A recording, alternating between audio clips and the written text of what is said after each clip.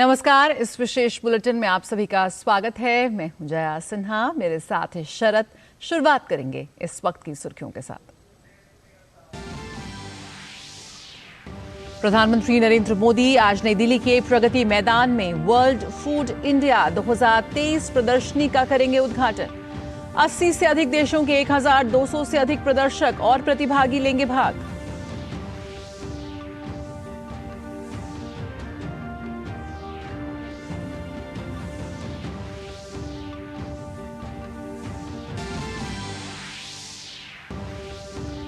पांचों चुनावी राज्यों में सरगर्मियां बढ़ी।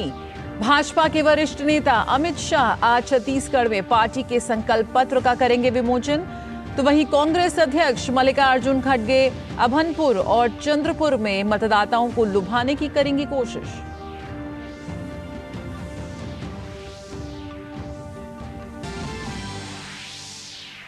दिल्ली एनसीआर की हवा हुई जहरीली। खराब वायु गुणवत्ता की वजह से प्राइमरी स्कूल 2 दिनों के लिए बंद। प्रदूषण से फिलहाल राहत मिलने की उम्मीद नहीं।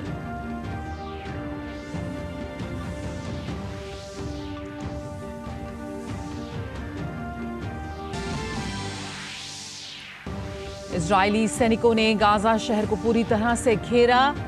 जर्मनी ने हमास पर लगाया प्रतिबंध। अमेरिकी विदेश मंत्री एंटनी ब्लिंकन आज फिर पहुंचेंगे टेल अवीव।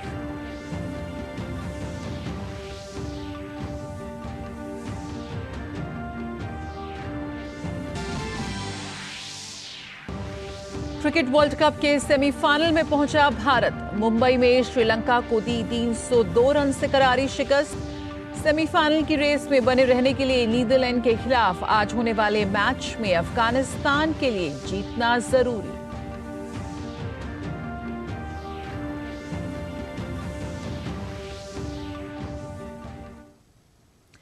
प्रधानमंत्री नरेंद्र मोदी आज वर्ल्ड फूड इंडिया 2023 का उद्घाटन करेंगे। इस कार्यक्रम में प्रमुख खाद्य प्रसंस्करण कंपनियों के सीईओ सहित 80 से अधिक देशों के प्रतिभागी भाग लेंगे। वर्ल्ड फूड इंडिया के इस संस्करण में नीदरलैंड साझेदार देश होगा, जबकि जापान और वियतनाम फोकस देश है। ये आयोजन वर्ल्ड फूड इंडिया वैश्विक हितधारकों के सामने इस क्षेत्र की क्षमता को पेश करने का एक प्रयास है।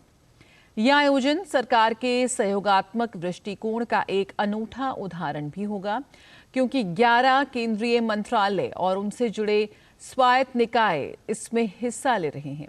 इस आयोजन में बड़े पैमाने पर दूसरे देशों के प्रतिनिधि शामिल होंगे और कई देशों के करीब 10 विदेशी मंत्री स्तरीय और आधिकारिक प्रतिनिधि मंडल भी हिस्सा लेंगे। इसके तहत खरीदार विक्रेता बैठक भी आयोजित की जा रही है और इसमें 75 से अधिक देशों के लगभग 1000 विदेशी खरीदारों के भाग लेने की संभावना है। इसके अलावा गिनीज रिकॉर्ड कायम करने के उद्देश्य से 60 से 80 रसोइये मिलकर दुनिया का सबसे लंबा बाजरा डोसा बनाने की कोशिश करेंगे। ये वर्ल्ड फूड इंडिया 2023 की सफलता विश्व में होने वाले इस तरह के आयोजनों में भारत की महत्ता को स्थापित करेगी। गौरतलब है कि मोटे अनाजों के प्रोत्साहन के लिए मोदी सरकार ने कई पहल की हैं, जिससे दुनिया भर में श्री अन्न की महत्ता भी बढ़ी है और इसे लेकर लोगों की रुचि भी। छत्तीसगढ़ में 2 चरणों में होने वाले विधानसभा चुनावों के लिए प्रचार जोरों पर। केंद्रीय गृह मंत्री और भाजपा के वरिष्ठ नेता अमित शाह आज छत्तीसगढ़ की राजधानी रायपुर में पार्टी के संकल्प पत्र का विमोचन करेंगे। इस अवसर पर अमित शाह के साथ साथ प्रदेश प्रभारी ओम माथुर, प्रदेश अध्यक्ष अरुण साव, छत्तीसगढ़ के पूर्व मुख्यमंत्री डॉक्टर रमन सिंह भी मौजूद रहेंगे। इसके अलावा अमित शाह कबीरधाम में विजय संकल्प रैली को भी संबोधित करेंगे। छत्तीसगढ़ में पहले चरण में 20 विधानसभा सीटों पर 7 नवंबर को मतदान होगा, जबकि 17 नवंबर को दूसरे चरण में 70 विधानसभा क्षेत्र के मतदाता अपने मताधिकार का इस्तेमाल करेंगे। सभी 90 सीटों पर 3 दिसंबर को मतगणना होगी।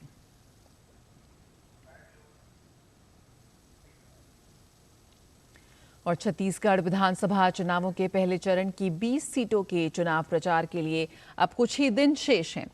राजनीतिक दलों ने अपने स्टार प्रचारकों को चुनाव में झोंक दिया है। आज कांग्रेस अध्यक्ष मल्लिकार्जुन खड़गे छत्तीसगढ़ में पार्टी का प्रचार करेंगे। मल्लिकार्जुन खड़गे छत्तीसगढ़ के अभनपुर और चंद्रपुर में जनसभा को संबोधित करेंगे। मध्य प्रदेश चुनाव को लेकर सभी राजनीतिक दल एड़ी चोटी का जोर लगा रहे हैं। इसी कड़ी में भारतीय जनता पार्टी के अध्यक्ष जेपी नड्डा शुक्रवार यानी आज मध्य प्रदेश के रीवा में चुनावी प्रचार करेंगे। इस दौरान नड्डा पार्टी प्रत्याशियों के समर्थन में 4 जनसभाओं और 3 रोड शो के साथ संगठनात्मक बैठक में भाग लेंगे। जेपी नड्डा सुबह करीब 11:15 बजे मध्य प्रदेश के रीवा पहुंचेंगे, जहां वे रीवा जिले के त्योंथर के ग्राम चुनरी में पार्टी प्रत्याशी के लिए जनसभा को भी संबोधित करेंगे। बीजेपी अध्यक्ष 12:30 बजे चुनरी गांव में सिरमौर के जावा और सिरमौर में रोड शो भी करेंगे। इस दौरान नड्डा दोपहर 1 बजे जावा में रथ सभा को संबोधित करेंगे।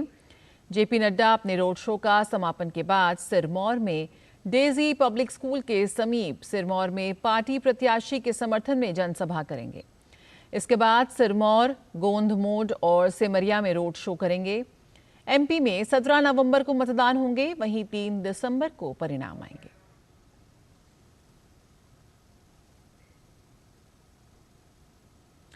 दिल्ली में आज भी प्रदूषण का स्तर बेहद खराब श्रेणी में बना हुआ है। खराब वायु गुणवत्ता के चलते दिल्ली प्रशासन ने दिल्ली एनसीआर के प्राइमरी स्कूलों को 3 और 4 नवंबर को बंद रखने के निर्देश जारी किए हैं। इस दौरान बच्चों की ऑनलाइन कक्षाएं चलेंगी। बढ़ते प्रदूषण के चलते बच्चों और बुजुर्गों को कई तरह की परेशानियों का सामना करना पड़ रहा है। दिल्ली में फिलहाल प्रदूषण से राहत मिलने के आसार भी नजर नहीं आ रहे हैं। इसी बीच वायु गुणवत्ता के विश्लेषण पर आधारित एक रिपोर्ट बता रही है कि देश की राजधानी दिल्ली में पिछले 5 वर्षों में भारत का सबसे प्रदूषित शहर बनी हुई है। पिछले 5 वर्षों में वायु गुणवत्ता के विश्लेषण पर आधारित रिपोर्ट में कहा गया है कि जहां देश के 4 प्रमुख शहरों दिल्ली, मुंबई, हैदराबाद और कोलकाता में वायु प्रदूषण में वृद्धि हुई है, वहीं हालिया रिपोर्ट के अनुसार लखनऊ और पटना जैसे राज्यों की राजधानियों में इसमें गिरावट आई है। दिल्ली, मुंबई, हैदराबाद और कोलकाता में अक्टूबर 2023 में PM 2.5 यानी कि 2.5 का स्तर 1 साल पहले की तुलना में अधिक देखा गया है।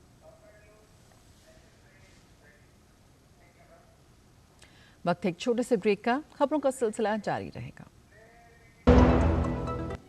अलग हैं हम, ये रफ्तार नई है, ये रफ्तार सही है, ये जज्बा नया है, खुद ब खुद बयां है। आयशर प्राइमर G3, जज्बा नया, जीत नई। तुम्हें पता है इन्वेस्टर्स के लिए कि इन्वेस्टर प्रोटेक्शन फंड होता है IPF, लेकिन अगर तुम्हारा ट्रेड एक्सचेंज पर एग्जीक्यूट नहीं हुआ या फिर कोई गारंटीड रिटर्न्स वाली स्कीम है तो ये IPF आपकी मदद नहीं कर सकता है। और अगर आपका ब्रोकर ही डिफॉल्टर बन जाए तो फिर IPF आपको कॉम्पेंसेशन दिला सकता है। कहां से सीखा? NSE की साइट पर। सोचकर समझकर इन्वेस्ट कर। ब्रेक के बाद स्वागत है। बात इजराइल हमास संघर्ष की, जिसका अब 28 दिन हो चुके हैं। जिस संघर्ष को इजरायली सेना लगातार गाजा पट्टी पर हमले कर हमास को खत्म करने में जुटी हुई है। इजरायली सैनिकों ने गाजा शहर को पूरी तरह से घेरने का दावा किया है। इसी बीच प्रधानमंत्री बेंजामिन नेतन्याहू ने इस युद्ध को लेकर बड़ा बयान दिया है। उन्होंने कहा कि इजरायली सेना पहले से ही गाजा के बाहरी इलाके में मौजूद है और उसे अपने मिशन में प्रभावशाली तरीके से सफलता हासिल हुई है। इजरायल डिफेंस फोर्स के मैरोम ब्रिगेड यूनिट को संबोधित करते हुए बेंजामिन नेतन्याहू ने कहा कि हमारी सेना आगे बढ़ रही है और उसे कोई नहीं रोक सकता। इस दौरान यूनिट कमांडरों ने हाल के सप्ताहों में सेना की गतिविधियों के बारे में इजरायली प्रधानमंत्री को जानकारी दी।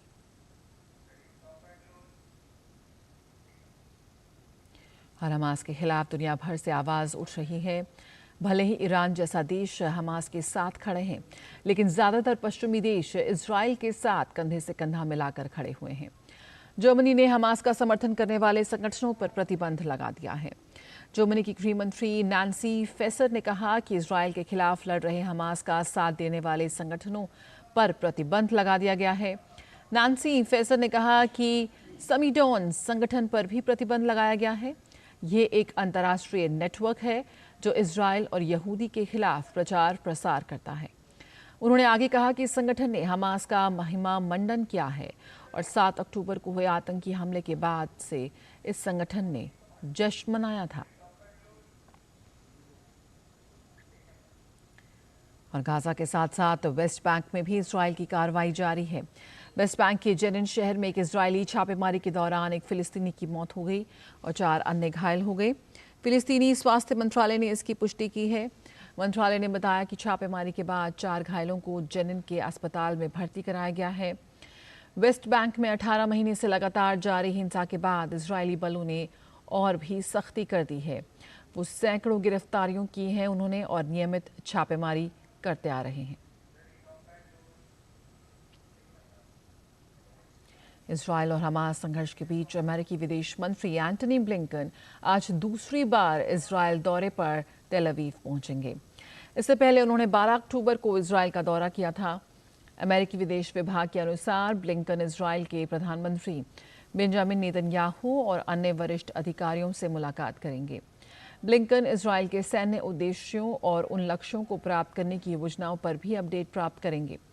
वॉशिंगटन से निकलने से पहले पत्रकारों से बात करते हुए ब्लिंकन ने कहा कि अमेरिका क्षेत्रीय शांति के लिए प्रतिबद्ध है। और बात वर्ल्ड कप की। भारत ने वनडे विश्व कप के सेमीफाइनल में जगह बना ली है। मुंबई के वानखेड़े स्टेडियम में खेले मुकाबले को टीम इंडिया ने श्रीलंका को 302 रन के बड़े अंतर से हराकर मुकाबला अपने नाम किया। इस जीत के साथ ही रोहित शर्मा की कप्तानी वाली टीम इंडिया मौजूदा विश्व कप के सेमीफाइनल में पहुंचने वाली पहली टीम बन चुकी है। इस एक तरफा मुकाबले में टॉस हारकर पहले बल्लेबाजी करने उतरी भारतीय टीम ने निर्धारित 50 ओवर में 8 विकेट खोकर 357 रन बनाए थे। जवाब में श्रीलंकाई टीम 55 रन पर सिमट गई। विश्व कप में रनों के हिसाब से ये सबसे बड़ी जीत है। इस मैच में भारतीय गेंदबाजों का दमदार प्रदर्शन देखने को मिला। भारत के लिए मोहम्मद शमी ने सबसे ज्यादा 5 विकेट लिए। मोहम्मद सिराज ने 3 विकेट अपने नाम किए। जसप्रीत बुमराह और रविंद्र जडेजा को एक विकेट की सफलता मिली। और वनडे विश्व कप 2023 में आज अफगानिस्तान और नीदरलैंड्स का सामना होगा। ये मुकाबला लखनऊ के अटल बिहारी इकाना स्टेडियम में होगा। दोनों टीमों ने अभी तक वनडे वर्ल्ड कप में अच्छा प्रदर्शन किया है। अफगानिस्तान के लिए सेमीफाइनल में जाने के लिए ये मैच बहुत ही अहम मैच है। वहीं नीदरलैंड्स ने अब तक 6 मैच खेले हैं, जिसमें उसे 2 मुकाबलों में जीत मिली है। हालांकि पिछले मैचों में इस टीम का अच्छा प्रदर्शन देखने को मिला है। आज दोनों टीमों के बीच कड़ी टक्कर देखने को मिल सकती है।